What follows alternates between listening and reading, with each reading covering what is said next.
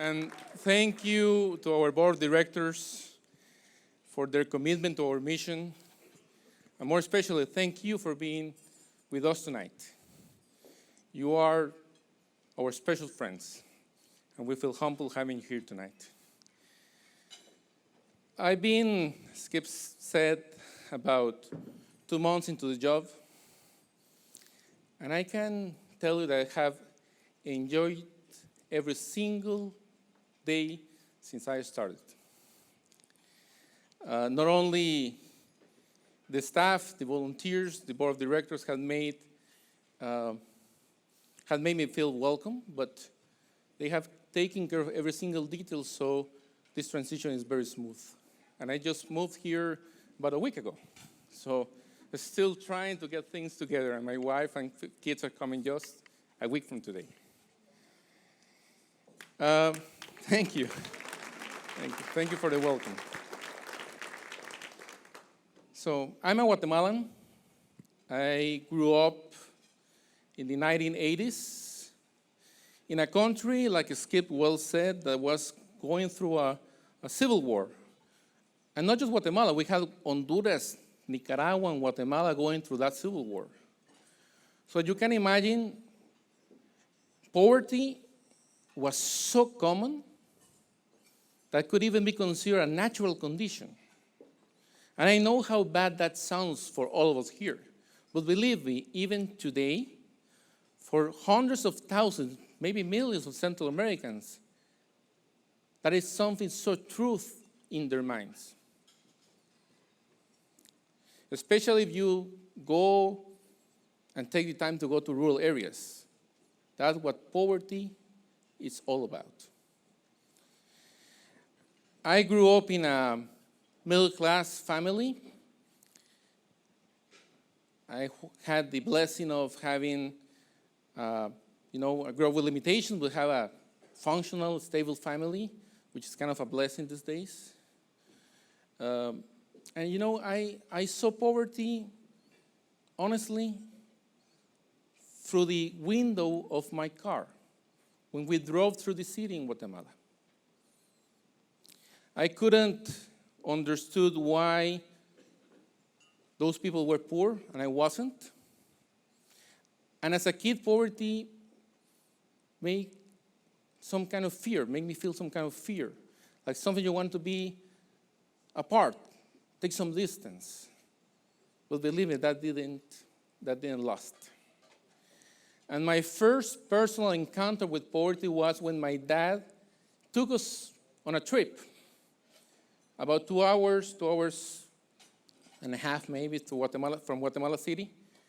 And we dropped the car and we started walking, and maybe, I don't know, it was maybe 1 hour and a half. Just a memory, but it was a vivid memory, I remember just going through 2 streams, just, jumping from one stone to the other to go to the next side. And we came to this beautiful place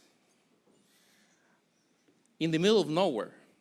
We had this great home, big home, but when you got there, it lacked everything I was used to. It had no running water. It had no electricity. There was no such thing like a bathroom. There was not even a private bedroom. It was just an open space with some sheets like divisions, And like in the movie, some chickens going around. And horses was the most important means of transportation, which was kind of cool for a kid of my age, And it was clear that family, whatever they could produce, whatever they could plant and raise, that was their meal. And you know what? What made that trip so personal to me is that we were actually visiting my dad's older brother's home, Uncle Arturo's place. Believe me, I was no longer seeing poverty through a car window. It was no longer something distant. Poverty was right in front of me, in the faces and in the lives of my beloved cousins. Arturo, Ileana, Conchita, Hilmar, Yvonne, Minor. They used to come to visit us many times during the year, and some of them stay for long periods of time. And honestly, I could tell, and I remember seeing difference within our clothes. But I never understood how different our lives were. And believe me, that encounter, that first personal encounter with poverty marked me and left that mark, and I think it was a decisive mark in my life. But many years had to pass. Many years had to pass before I actually understood what I decided to devote my life to economic development, what I do today. And that moment of realization came when I heard Professor Mohamed Yunus, Peace Nobel Laureate 2006, father of microcredit, banker of the poor. I know you're familiar with him. And Professor Yunus said something so insightful, so powerful, that just stuck with me. Professor Yunus said that poverty is our common ancestor. And if you dare to look back long enough in your life, long enough in your family history, and for some could be going back 3, 4, maybe 5 generations, someone, somewhere, sometime was poor. For some, it's only 2 or 3 generations back, or 1 or 2 back. But reality is that someone, somewhere, sometime, took a series of decisions, had certain opportunities, had a helping hand that made that person change his own or her own life trajectory and the trajectory of all the generations to come. Well, in my case, I don't go that far. I go back to my dad. 1 generation ago, and I'm blessed to have him with me still. So you might be wondering what happened in the life of my family that 2 brothers had such different lives. Well, you know, both had a rough start. My grandmother died when my dad was 5, my uncle Arturo was 7. They were raised by an aunt that didn't believe at all about education. For that aunt, it was enough just to know how to read and write. And that opposition at home made my uncle Arturo basically drop school when he was 4th grade. Now, my dad was a brilliant student. And a teacher took attention of him. And that teacher helped him. And he not only graduated from middle school, he got a scholarship, went to one of the finest universities in Latin America, got his master's, and he got his PhD in sociology. But because of the helping hand of that teacher, I'm standing here in front of you tonight.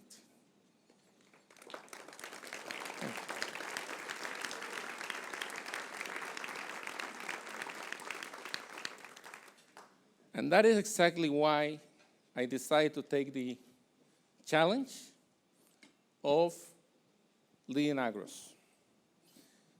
Because I truly believe that Agros is not just that helping hand, but that precious opportunity for thousands of families back in Central America who can change their own trajectories with the work we do. I honestly believe that.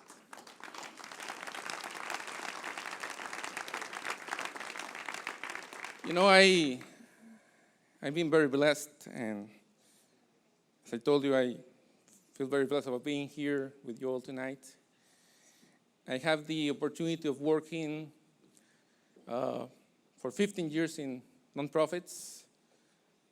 Had the chance of working in 9, 10, 11 countries. Have seen what works in the field, what doesn't work in the field. have managed projects that have been very successful and projects that have been painful failures.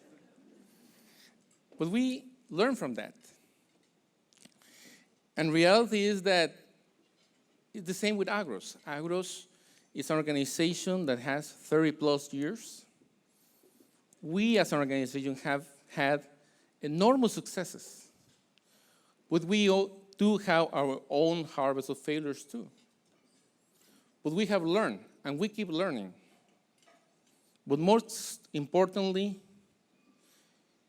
we've been humble enough to open our doors. And in the last few years, we invited a group of experts in their fields, organizations and experts who are extremely recognized, to take a hard look to our model, to the way we do things inside, in the kitchen.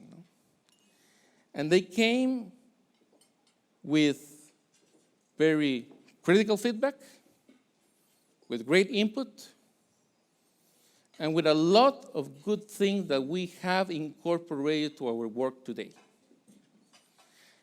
And I can tell you without any doubt in my mind that the families who are working with Agros today are doing much better. They're walking their way out of poverty, which is great.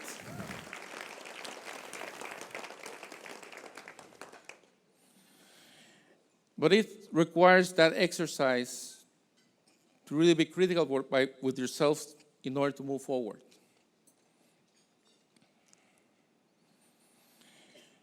And I want to share with you some of the successes we have had, because Agros is all about restoring hope and opportunity. And hope and opportunity means for us having up-to-date 848 families in Central America. In this crop cycle, we have under cultivation 745 acres under cultivation that will produce 1,300 tons of food for all these families. In Nicaragua, we have 285 families under a corn crop improvement program, and they will be producing 700 tons of corn this year. That is 1.9 tons of corn per acre, which basically means 4 times more than the national average.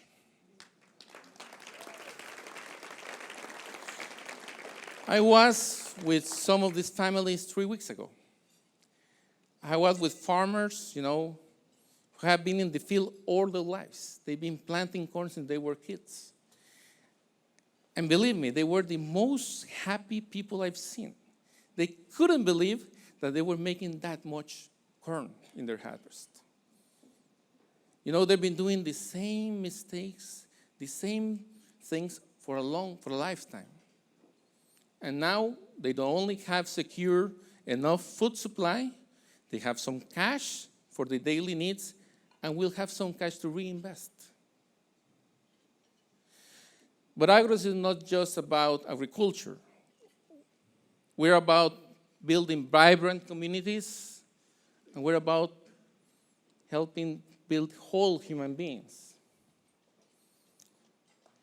In Nicaragua, and in the communities, no, not in Nicaragua, in the communities we're working today, 95% of the kids are attending school. 100% of the kids below 5 years old are under weight and size programs to prevent malnutrition. 100% of the pregnant women are receiving prenatal care and are having safe births.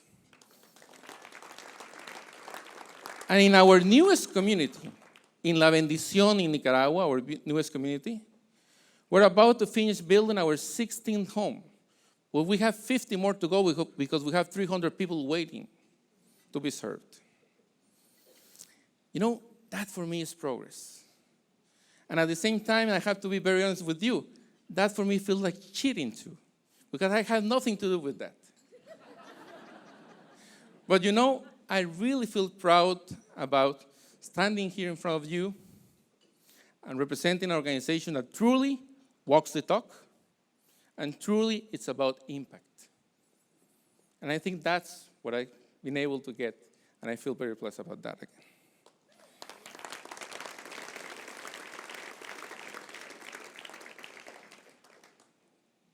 Again, Agros is about hope and opportunity. And I want to share with you what hope and opportunity means for us this fiscal year. Because I wanted you to know what our 3 priorities, because we want you to make us accountable. And our first priority is to look back to the communities that are not doing that great. Sadly, we have been hit by everything you can imagine.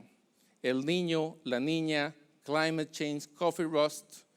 There are some communities that have been just hit so badly that for 2 consecutive years, they have lost their crops. As an organization, we have not been working there for some time, but we need to get back. And we're going to be, as priority number 1, working with the staff to put together what we're calling the stabilization plans, just to get those families back on their feet again. That is our number 1 priority, and that's what we're going to be doing. And we're going to be reaching back to you. We need your help to make this happen. Priority number 2, we need to make sure that farmers are making money. We need to build more business acumen in our work. Those agriculture initiatives need to be market-led, need to be competitive, need to guarantee that the farmer actually does better every time they're planting. And we have great examples. In Honduras, the community of Bellavista, the community of Tierra de Vida, they are fantastic examples. I was there a few weeks ago, and believe me, I was so surprised. I didn't saw poverty there. I saw businessmen. With all honesty, I saw businessmen, people who are really making a profit, people who are really taking care of their families, people who are so rooted in the community. They're not poor. They are actual entrepreneurs. We need to replicate what we did in Tierras de Vida. We need to replicate what we did in Bellavista, and we need to expand it. And that business acumen is our priority number 2 for this year. Our third priority is you. We recognize that we have generous people here who have walked with us for many years. But we recognize as well that we have not been close to you as we should. But we will be now. And I will announce tonight that we're going to start what we're calling Agros Donor Dialogues. We're going to be reaching out to you in your churches, in your communities, in your businesses. We want to hear back from you. And we're going to be honest and transparent of where we are and what we want to achieve. And hopefully, we can continue to work with us this work, not just tonight, but for many years to come. And we are a small organization, but a blessed one. And you know, some of our most loyal donors understand that breaking the chains of poverty takes a lot of time. It's holistic. It's not just a microloan. It's just not education. It's just not an agriculture. It's everything. And that takes time. But thank God we're a patient organization. And thank God we have patient donors as well. And you know, there's 120 donors in the Agros family who are what I call decade donors. They have been giving us for 10 years, consecutive years. And tonight, I want to ask all of you in the audience to help me recognize them. For all of us who have a green ribbon on your name tag, I would like you to please stand up. Please stand up.